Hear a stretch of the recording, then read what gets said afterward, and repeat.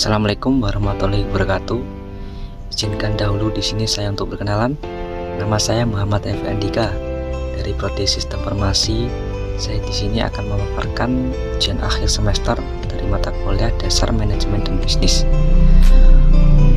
Di sini saya akan menjelaskan pengertian fungsi-fungsi manajemen dan tiap-tiap fungsinya, serta menjelaskan pengertian dari SWOT. Untuk yang pertama, saya di sini akan menjelaskan tentang manajemen. Manajemen itu apa sih? Manajemen menurut saya suatu proses yang digunakan untuk mencapai tujuan organisasi dengan cara yang efektif dan efisien. Nah, di dalam manajemen kita harus mengetahui fungsi-fungsi apa saja yang meliputi di manajemen itu.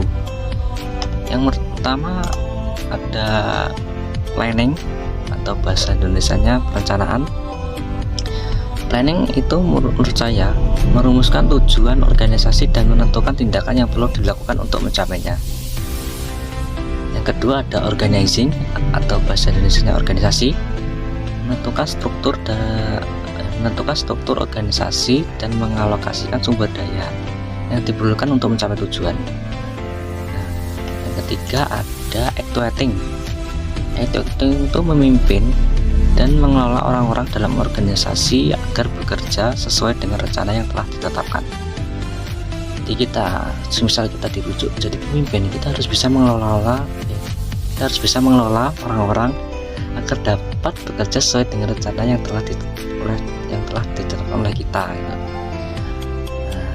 Nah, yang terakhir ada controlling. Controlling itu untuk memonitor kemajuan organisasi terhadap tujuan yang telah kita tetapkan dan mengambil tindakan kolektif yang diperlukan. Di dalam manajemen itu sudah saya jelaskan. Di dalam manajemen juga kita harus menerapkan sebuah metode, itu metode SMART. SMART itu apa sih? SMART itu adalah sebuah metode atau pendekatan yang digunakan dalam menetapkan tujuan dan merancang strategi untuk mencapai tujuan tersebut. SMART itu ada prinsip-prinsipnya, ada prinsip-prinsip dasarnya. Dari metode SMART adalah sebagai yang pertama ada sebagai spesifik atau tergambar. Nah, spesifik itu tujuan kita harus jelas dan terukur dengan baik. Yang kedua ada measurable atau terukur.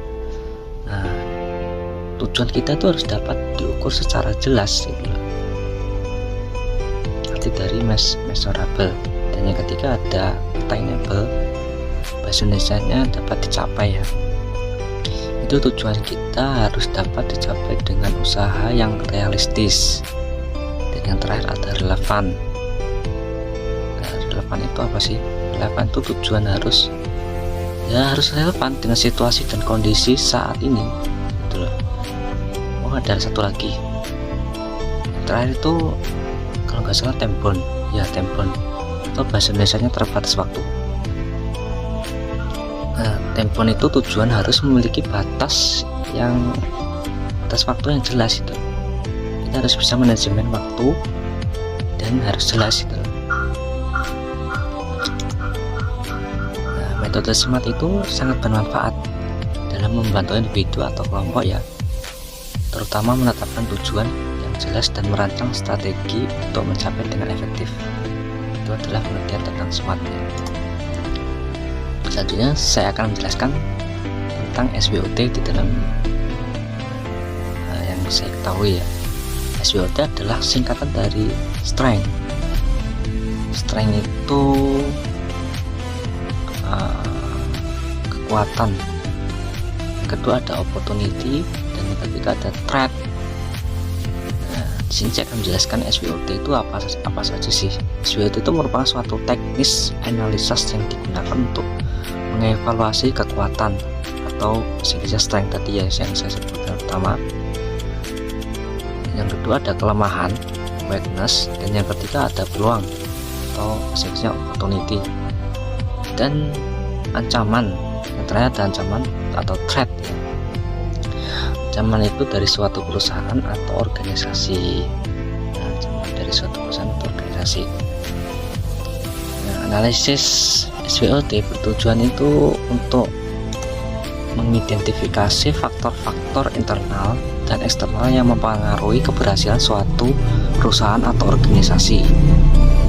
Nah, dalam kekuatan atau strength itu merupakan faktor-faktor yang membantu perusahaan atau organisasi dalam mencapai tujuan dan sasaran yang telah ditetapkan. Contohnya adalah mungkin keunggulan kompetitif, sumber daya yang dimiliki, dan kemampuan untuk menghasilkan produk atau jasa yang berkualitas. Dan yang kedua ada mungkin dari weakness. Weakness itu merupakan faktor yang menghambat perusahaan atau organisasi dalam mencapai tujuan dan sasaran yang telah kita tetapkan. Contohnya adalah di dalam kelemahan di dalam diri kita mungkin ya, atau dalam sistem manajemen, kekurangan sumber daya, dan rendahnya kualitas produk atau jasa yang dihasilkan. Dan yang ketiga ada peluang, opportunity, merupakan faktor-faktor eksternal yang dapat dimanfaatkan oleh perusahaan atau organisasi. Untuk apa? Untuk mencapai tujuan sasaran yang telah kita tetapkan. Contohnya mungkin yang pertama, munculnya peluang bisnis baru. Nah, itu terutama muncul bisnis baru itu contoh yang pertama. Yang kedua mungkin dari perubahan kebijakan pemerintah dan pertumbuhan ekonomi. Yang ketiga ada threat atau bahasa Indonesianya ancaman, merupakan faktor-faktor eksternal yang dapat mengganggu keberlangsungan bisnis, perusahaan atau organisasi. Contohnya apa saja dalam ancaman itu? Contohnya yang pertama menurut saya munculnya pesaing baru mungkin ya di dalam bisnis. Itu ancaman, sebuah ancaman ya.